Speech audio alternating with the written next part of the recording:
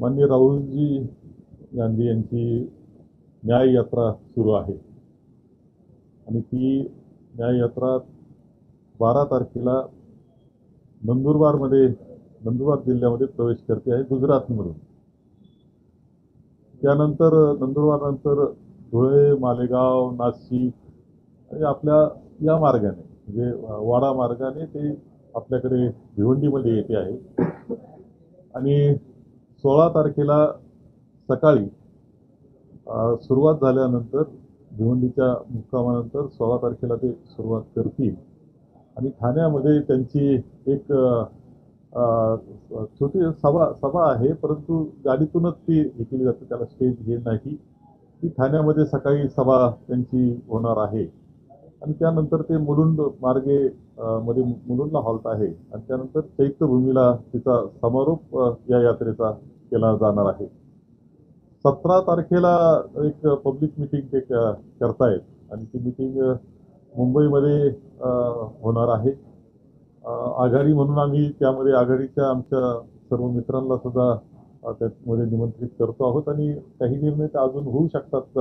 अद्याप त्याच्याबाबतीत निश्चित निर्णय अखिल भारतीय काँग्रेस कमिटीतून आलेला नाही. ते आणखी व्यापक काही करता येते का याचा विचार सुरू आहे.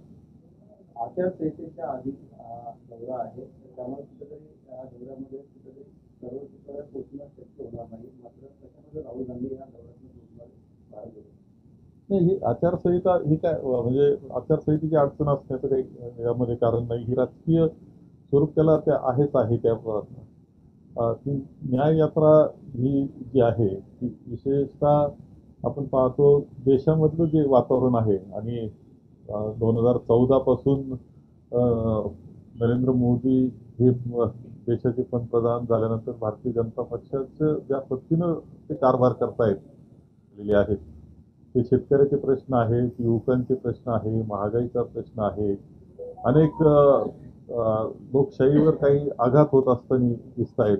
या सगळ्या बाबतीतला न्याय मागणारी ही न्याय यात्रा आहे.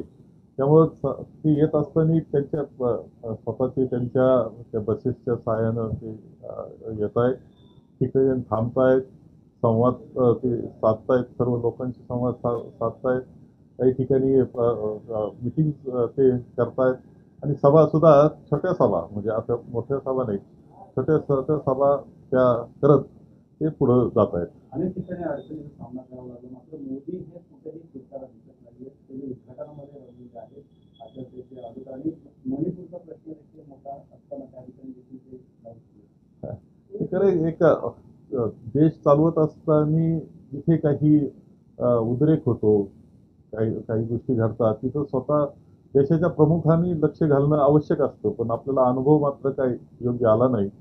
केवळ राजकारण करण्याच्या हेतूनं काय सभा करायच्या, कार्यक्रम करायचे ते करतायत आणि जिथं खरं दुःख आहे, अडचणी आहेत, तिथे त्यांनी ज्यादा लक्ष देणं आवश्यक असतं. त्यापेक्षा राजकीय सभा आता आपल्या संपूर्णपणे पाहिलं तर महाराष्ट्रातली त्यांची 4थी-5थी सभा कदाचित असेल अलीकडच्या कालखंडामध्ये. मणिपूरला मात्र ते जाऊ शकले नाही. केवळ राजकारण आणि सत्ता डोळ्यापुढे ठेवून त्यांचं सर्व काही आपल्याला भारतीय जनता पक्षाचं कार्यपद्धती दिसते आहे.